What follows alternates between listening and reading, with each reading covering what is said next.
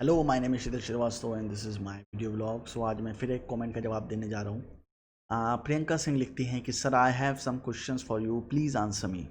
पहला, sir girls के लिए मुंबई में कहाँ रहना सही रहेगा और मुंबई में रहते टाइम गर्ल्स अपनी सेफ्टी के लिए क्या और क्या कर सकती। देखो, Mumbai is very safe for girls. मतलब जितना मैंने देखा है, लड़कियां वहाँ पे रात में 2-2 बजे 3-3 बजे भी तुम्हें टहलती हुई दिखाई पड़ेंगी। वहाँ कोई प्रॉब्लम नहीं है। दिल्ली जैसा सिनारियो नहीं है कि वहाँ लड़कियों के रेप हो जाते हैं, ऐसा हो जाता है। अगर कोई लड़की दारू पी के ऑटो में बैठ जाती है तो ऑटो वाले भैया उसको घर तक छोड़ के आते हैं।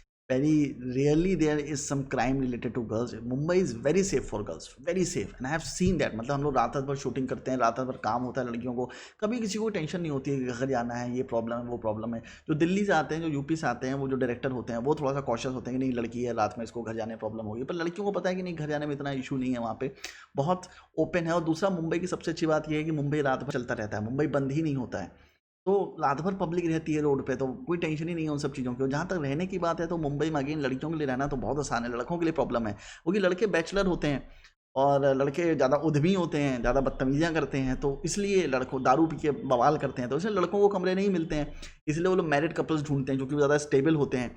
और लड़कियों के लिए तो बहुत ईजी है, लड़कियों के लिए तो पीजीज पीजीज भरे हुए हैं वहाँ पे। मतलब लड़कियों के लिए तो मतलब आप 99 एकर्स या मैजिक ब्रिक्स में जाओगे या फिर इवन किसी ब्रोकर के पास जाओगे, if you are a girl it's very easy to get a house. मैं इसलिए बता रहा हूँ क्योंकि मेरे एक्सपीरियंसेस हैं, मेरे बहुत सारे फ्रेंड्स हैं जिनको बहुत इजीली घर मिल जाता है वहाँ पे, क्योंकि वो लड़की हैं। और लड़कियाँ अक्सर, अगर आप फेसबुक पे भी बहुत सारे पेजेस ज्वाइन करोगे तो अक्सर लड़कियाँ रूममेट्स ढूंढती रहती हैं। और लड़कियाँ लड़कियाँ लड़कियाँ रूममेट्स ही ढूंढती हैं, लड़के तो ढूंढेंगे नहीं, तो जाहिर सी बात है उनको लड़कियाँ रूममेट्स ही चाहिए होते हैं। तो बहुत सारी लड़कियाँ वहाँ पे ऐसा करती हैं जो एक्ट्रेस हैं या स्ट्रगलर हैं या फिर कुछ और जगह जॉब कर रही हैं। तो वो क्या करते हैं, वो 3 BHK अपार्टमेंट ले लेंगे। जैसे वो 50,000 60,000 80,000 रुपये का पड़ा, उसके बाद 20-20 हज़ार रुपये में 4-5 रूममेट रख लेंगे।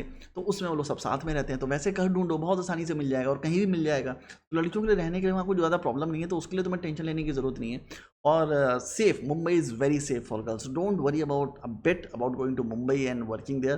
कास्टिंग काउच वाली जो प्रक्रिया है वो है वहाँ पे, but the thing is, if you are very stern, if you have grave expressions on your face, किसी की पिछवाड़े में हिम्मत नहीं होगी तुमसे कुछ इस तरह की बात करने की। तो बेसिकली जो लड़कियां थोड़ी सी लूज लगती हैं या ज़्यादा ओवर करती हैं, उन्हीं के साथ ये सब बदतमीज़ियाँ ज़्यादा होती हैं। और लड़कियां करती हैं ऐसा, मतलब मैंने तो खुद सामने सामने देखा है कि डायरेक्टर कुछ भी नहीं कर रहा है, लड़कियां खुद ही आके अपना ब्लाउज़ का बटन खोल दिया, बाल लहरा के एकदम से डायरेक्टर से बात करने लगी। ना, वो लाइक कि फ़ाक कर क्या रही है, मतलब क्योंकि उसको डायरेक्टर के साथ दूसरी फिल्म करनी थी। तो वो सब चीज़ें मैंने देखी हैं होते हुए। ज़बरदस्ती डायरेक्टर की वैनिटी वैन में ज़बरदस्ती उससे बात करनी है, इवन डायरेक्टर इंटरेस्टेड नहीं है बात करने में, वो लोग उससे बात कर रहे हैं। तो जो ताली है ना वो दोनों हाथों से बजती है। तो casting couch is not a big issue there, जितना हुआ उसका बनाया जाता है। होता है कुछ लड़कियों के साथ, पर वो लड़कियां भी कहीं ना कहीं कुछ ना कुछ गड़बड़ ज़रूर करती हैं।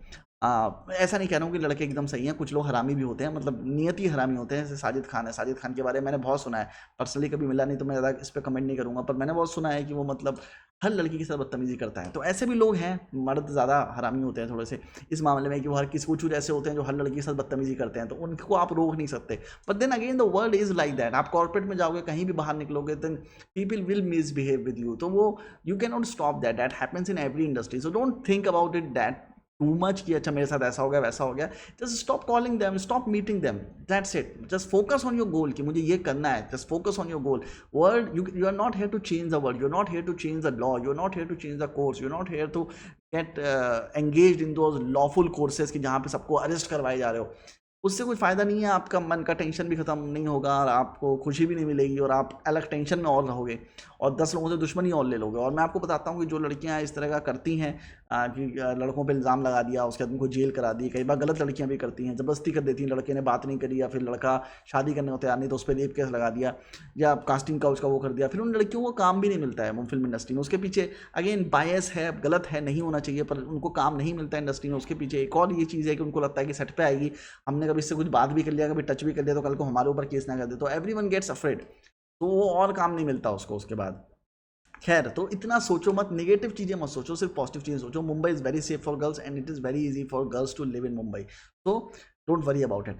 सेकेंड इनका जो सवाल है वो ये है कि सर मैं एक ऑडियंस ग्रुप में ज्वाइन हुई थी, उसमें एक रिक्वायरमेंट आई थी, तो मैंने अपनी पिक सेंड किया तो उसने कहा कि आप सेलेक्ट हो, आप शूट पर आ सकते हो, साथ में 300 रुपये रजिस्ट्रेशन फ़ीस लेकर आना। तो क्या ये सही में मुझे रजिस्ट्रेशन फ़ीस देनी चाहिए और वहाँ जाना चाहिए शूटिंग के लिए? Please answer me sir. देखो किसी भी शूट पे जो पैसा लेने वाले होते हैं वो कोऑर्डिनेटर्स होते हैं, तो वो बेसिकली काम दिलाते हैं, बीच में पैसा लेते हैं। पर ऐसे शूट्स में कभी नहीं आना चाहिए, क्योंकि जो कोऑर्डिनेटर होते हैं बेसिकली दल्ले टाइप के होते हैं, तो इनसे आपको दूर ही रहना चाहिए। मतलब ये आपको लालच देंगे, सब कुछ होगा, और आपको ईजी वो दिखाएंगे, रास्ते दिखाएंगे कि आप मुझे 10,000 रुपये दो, मैं तुम्हें उस फलां एकता कपूर के सीरियल में एक छोटा सा रोल दिलवा दूंगा। वो शायद दिलवा भी दें आपको, पर द थिंग इज वो जो चीज़ है वो 90% टाइम नहीं होती है। वो 10 मतलब वो 90% टाइम आपका पैसा लेके भाग जाएंगे। और कई बार वो सेक्सुअल फेवर्स भी चाहते हैं कि दे सामने वाला, और सिर्फ लड़कियों के साथ नहीं है, लड़कों के साथ भी, लड़कों के भी रेप होते हैं वहाँ पे कास्टिंग डायरेक्टर द्वारा। मैं तो खुद एक कोऑर्डिनेटर से मिला था जो मुझे पता नहीं कहाँ अंदर बंद कमरे में लेके चला गया था। तो बहुत सारी ऐसी चीज़ें होती हैं, बहुत सारे ऐसे कास्टिंग डायरेक्टर हैं जिनको मैं जानता हूँ, जिनको एक्टर्स ने पटक पटक के मारा है, डिस्पाइट नोइंग कि वो बिग कास्टिंग डायरेक्टर है, क्योंकि वो उनके साथ गंदी हरकतें कर रहा था। तो ऐसे ऐसे ऐसे लोग भी हैं वहाँ पे। तो कहने मतलब ये है कि अगर कोई आपसे पैसा लेता है कुछ काम करवाने का, तो उस चीज़ को कभी मत करो। As an actor, as a member, बिल्कुल उस लालच में पड़ने की जरूरत नहीं है। They have to pay you for your time, why should you pay them for your time? तो आपको पेमेंट करने की जरूरत नहीं है। तो कुछ लोग डेस्परेट होते हैं जो चले जाते हैं, जैसे कपिल शर्मा शो है, कपिल शर्मा शो में जो नीचे के प्रोडक्शन वाले होते हैं वो लोगों से पैसे चार्ज करते हैं बैठाने के। तो कपिल शर्मा शो में अक्सर वो डिस्क्लेमर भी आता है कि देखिए हम पैसा नहीं लेते हैं आपसे यहाँ बैठाने का, तो अगर आपसे कोई पैसा लेता है then it is wrong and you should inform us. किसी भी ऐसे शो में कभी भी पैसा नहीं लिया जाता है। ये नीचे के लोग होते हैं, बिचौलिए होते हैं, दल्ले होते हैं जो आपसे इस तरह का पैसा लेते हैं, और वो गलत है। उनको पैसा मत दो, क्योंकि उनको पैसा दोगे भी तो कोई फ़ायदा होगा नहीं। आप वैसे भी वहाँ शूट पे चली जाओगी और तो भी आपको मेरे ख्याल से ऑडियंस से बैठा ही देंगे, तो इतना कोई बहुत बड़ा इशू नहीं है।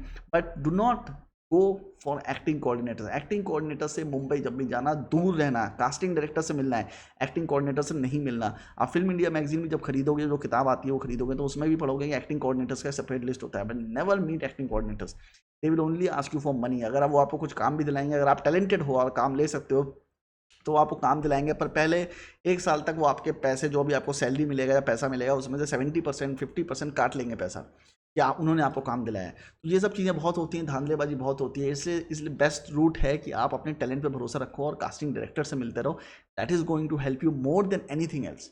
ओके, सो आई होप कि मैंने आपके दोनों सवालों का जवाब दे दिया होगा, और अगर आपको जवाब मिल गया है तो please let me know about in the comment box.